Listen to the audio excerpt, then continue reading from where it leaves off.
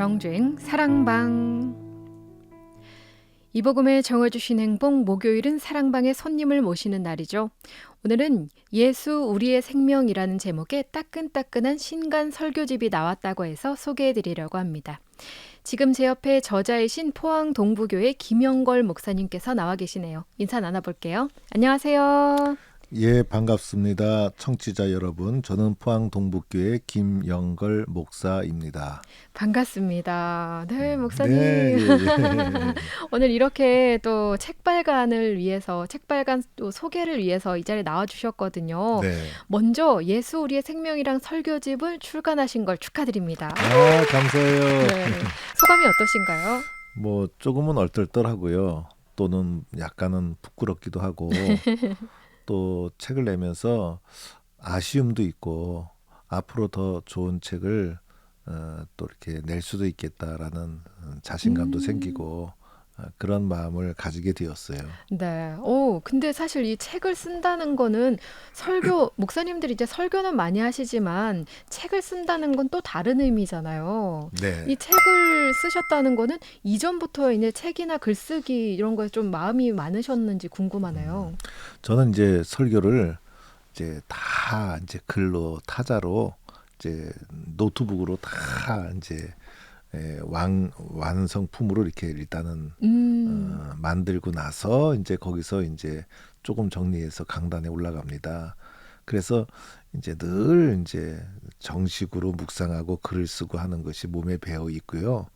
또 당연히 또 이렇게 활동을 하다 보니까 여러 곳에 글을 이제 기고하게 되고 그러다 보니까 글 쓰는 것이 이제 사역의 아주 한 자연스러운 부분이 되고 말았어요. 네, 그렇게 해서 이제 책 발간을 하셨는데 사실 제가 알고 있기로는 목사님께서는 이 목회 활동뿐 아니라 외부 활동도 많이 하고 계신 걸로 알고 있거든요. 재작년에는 포항 성시화 운동본부의 대표 본부장으로 정주행이 함께 하신 적이 있었고요. 근래도 바쁜 일들이 많으셨을 것 같은데 이 바쁜 중에 책을 저술하시는 게 또 쉽진 않았을 것 같아요. 뭐 물론 설교를 하시면서 있던 원고들을 쓰신다고 해도 책 발간을 위해서 또 수정하고 하는 작업들이 많이 필요하잖아요. 예. 그 이제 모든 일정이 끝나면 이제 저녁엔 집에 가서 묵상하고 글 쓰고 이런 것이 생활화되어 있어요. 그래서 늘 글을 쓰고 묵상하고 정리하고 그러다 보니까 또 그동안 이렇게 해놓은 것을 책으로 발간하는 것도 의미가 있겠다 이렇게 생각을 해서 책을 발간하게 되었어요. 네, 그러시군요. 제가 또 이 책을 보면서 좀 특별하다라고 느낀 점들이 상당히 많더라고요. 일단은 페이지를 열어보곤 와, 쉽다. 좀 새롭다라는 느낌이 좀 많이 들었어요. 예수님의 일생을 연대기 순으로 모아서 이 설교집이 기록이 돼 있거든요. 네. 어떻게 좀 이런 생각을 하게 되셨는지 궁금해요. 예. 이제 복음의 핵심이 예수님인데 그 예수님에 대해서 좀 이렇게 연대기적으로 한번 잘 써서 설교로 읽어보는 예수님의 일대기 그것을 기도하는 중에 이제 한번 구상해 보고 싶었죠.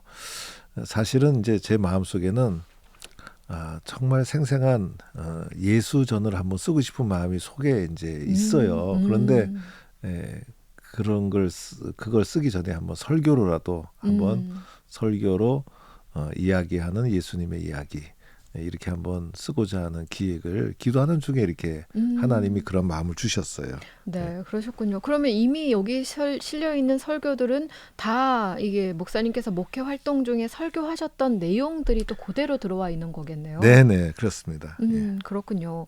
일단 그럼 이 책에 대한 이야기를 조금 더 나누고 싶은데요. 제가 이렇게 책을 읽어보다 보니까 그 설교의 구성이 너무 깔끔하게 잘 적혀 있어서 누구든지 이 책을 보면은 쉽게 이해가 될 것 같더라고요.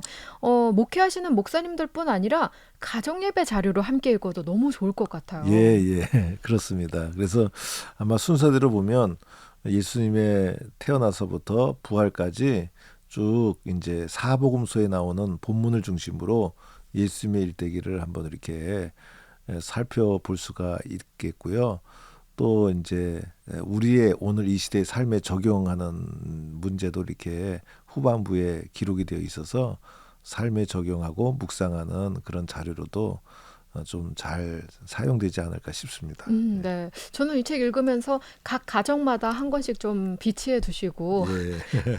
따끈따끈한 네. 설교집이니까 네. 비치해 두시고 가족들이 둘러 앉아서 뭐 기도와 사도신경, 찬양 한 곡 부르고 요 설교 말씀 본문을 한번 같이 쭉 읽고 요 설교집 내용을 한번 쭉 읽어 나가기만 해도 가정 예배가 너무 풍성해지겠다라는 생각이 들었어요. 예.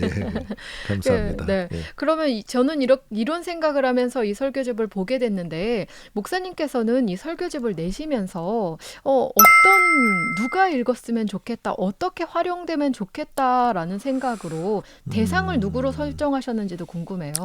예수님을 소개하고 싶었어요. 그래서 신앙생활하면서도 뭐 윤리적인 설교, 교리적인 설교 여러 가지 이야기를 듣지만은 우리의 신앙의 핵심인 예수님, 우리의 신앙의 생명이라 할 수 있는 예수님에 대해서 좀 우리가 인격적으로 만나는 은혜가 있어야 되는데 그 복음의 핵심인 예수님을 좀 이렇게 만나고 싶어하는 분들, 갈급해하는 분들이 읽어서 또 예수님에 대해서 좀 이렇게 새롭게 만나는 계기가 되었으면 좋겠다 이런 생각을 가지게 되고요. 또한 이제 하루에 이렇게 한 이제 설교문씩 읽어 내려가면 이렇게 좋은 이제 개인의 묵상집도 되고 또 이제 가정 예배로도 적절하게 잘 사용될 수 있는 책이다 이렇게 생각이 들어요. 네. 그러면 일단 이 설교집을 출간하셨으니까 목사님께서 가지고 계신 이 설교관이 궁금하거든요. 예. 많은 목사님들이 설교를 하시지만 각자 설교하는 방식도 다르고 또 추구하는 목표랄까요? 또 그런 것들이 다르잖아요. 목사님이 생각하시는 설교란 어떤 걸까요? 설교는요. 제가 학교 다닐 때 설교학 교수님이 성언 운반이라고 이렇게 가르쳐 주셨어요. 그래서 그것이 제 마음에 새겨져 있습니다. 그러니까 설교자는 설교자의 말을 하는 것이 아니라 성언, 하나님의 말씀을 청중들에게 운반하는 자입니다. 그래서 설교를 할 때 철저하게 본문에서 떠나서는 안 되는 거예요. 네. 그래서 이 본문에서 떠나서 재밌는 얘기하게 되면 성도들은 좋아하죠. 그런데 설교자는 본문에서 떠나지 말아야 된다는 이 의식을 고직하게 가져야 되지 않을까. 그래서 설교자는 먼저는 본문에 대한 관찰과 해석과 적용이라는 3단계의 과정을 통해서 본문을 이미 좀 숙지를 하고 성언 운반자다라는 마음으로 청중들에게 성도들에게 하나님의 말씀을 잘 펼쳐서 운반해 드려서 설교자의 생각이나 사상을 전달하는 것이 아니라 하나님의 말씀이 성도들에게 능력 있게 적용되고 전달될 수 있도록 운반하는 자다. 그래서 철저하게 본문을 묵상하고 또 관찰하고 해석하고 적용하는 이 묵상의 과정을 꼭 거쳐야 그것이 좋은 설교고 하나님의 말씀을 전하는 설교자의 자세다 이렇게 생각을 하고 있어요. 네. 와, 저도 이 하나님의 말씀을 운반하는 자다라는 이 말씀이 너무 마음에 와닿네요. 네. 잘 새기겠습니다, 목사님. 네. 안 그래도 제가 오늘 이 책을 펼쳐서 앞부분에 또 이제 다시 한 번 더 봤더니 목사님께서 지금 현재 또 박사 이제 논문을 준비하신다고 들었거든요. 네. 이 설교에 관련해서 그죠? 네. 역시 이제 공부를 또 많이 하시다 보니까 설교에 대한 생각들도 좀 다른 방향으로 좀 깊이 생각을 하고 계신 것 같다는 생각이 듭니다. 네.